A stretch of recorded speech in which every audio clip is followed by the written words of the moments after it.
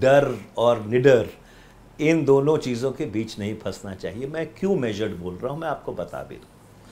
क्योंकि जब आप राष्ट्रीय सुरक्षा की बात करते हैं, भारत की डिफेंस प्रिपेयर्डनेस की बात करते हैं, पाकिस्तान से प्रोत्साहित आतंकवाद की बात करते हैं, तो इसमें मेजर्ड और कैलिब्रेटेड होना ही एक सही परिप्रेक्ष्य है। आप मानते हैं कि पाकिस्तान था, तो क्या farmer home minister mister P Chidambaram को ये बात नहीं पता है? वो एक इंटरव्यू में कह रहे हैं कि how are we sure it is Pakistan, how are we not sure that it was somebody who is an overground worker within India. Manishankar Aiyar comes out and speaks in the same vein. Are these congressmen not experienced enough? Are they here just to set the cat amongst the pigeons? Are they far removed from reality?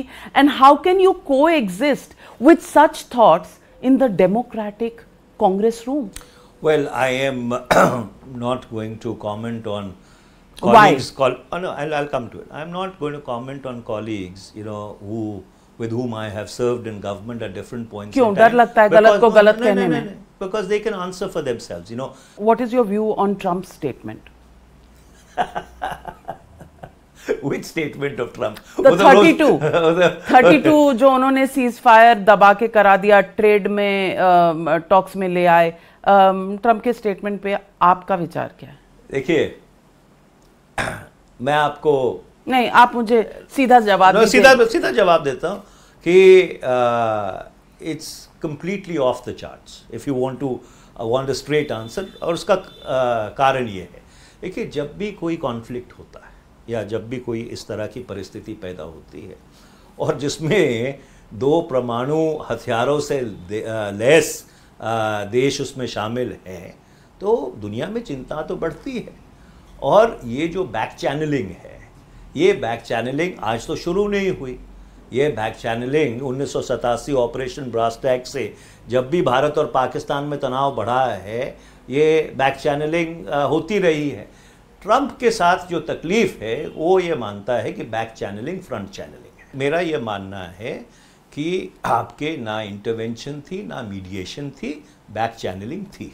और back Rahul Gandhi को ये convince क्यों नहीं कर पा रहे आप delegation के पार्ट थे? देखिए, ये तो एक वास्तविकता है जो समझ नहीं आ रही राहुल गांधी जी को। ये एक वास्तविकता है कि मीडिएशन, आप इतनी सारी कानून की किताबों के साथ बैठी हैं, मीडिएशन एक बहुत स्ट्रक्चर्ड फॉर्मेट होता है। भारत और पाकिस्तान में मीडिएशन हुई थी जब हम जम्मू कश्मीर के डिस्प्यूट को, या जम्मू कश्मीर शिमला एग्रीमेंट ना, जम्मू कश्मीर का जब पाकिस्तान ने आक्रमण किया तो 1949 में जब इसको संयुक्त राष्ट्र के समक्ष लेके गए थे, तो उसके बाद एक स्ट्रक्चर्ड मीडिएशन का प्रोसेस चला था।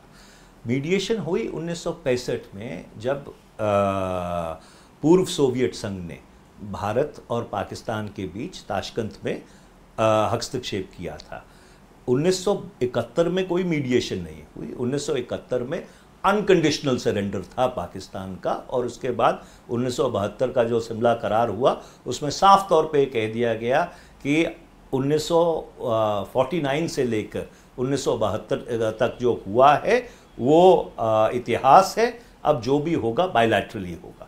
तो इसलिए ये इन 3 चीज़ों में फ़र्क है, मीडिएशन, इंटरवेंशन और back channelling. Do you and Shashi Tharoor exchange notes these days? Why do you think that we are estranged from each other? Is that the feeling you get? Estranged from the party or the line of the party, so to speak. देखिए, ऐसा है, शशि अब से नहीं, जब से सांसद बने हैं 2009 में, तब से मित्र हैं और हमारी बातचीत होती रहती है। और उनका भी एक अपना बहुत लंबा तजुर्बा है और उस तजुर्बे से बाकी पार्टी से आप दोनों की बातचीत कितनी होती है, इस पर भी थोड़ा इफ यू कैन एनलाइटन अस। देखिए, मैं शशि के बारे में तो नहीं कह सकता क्योंकि he is in the best position to answer for himself, पर हाँ, जो मुझे लगता है कि मुझे बताना चाहिए, मैं वो ज़रूर अपनी पूरी क्षमता से बताने की कोशिश करता हूँ। ऑडियंस में कौन होता है?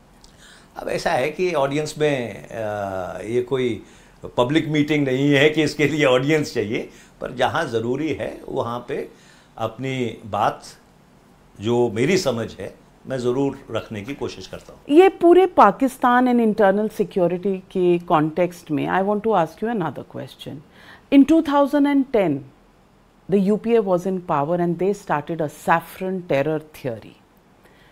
That theory has come to naught with the recent verdict from the courts. I want to ask you, has this saffron terror, Hindu terror story somewhere given Pakistan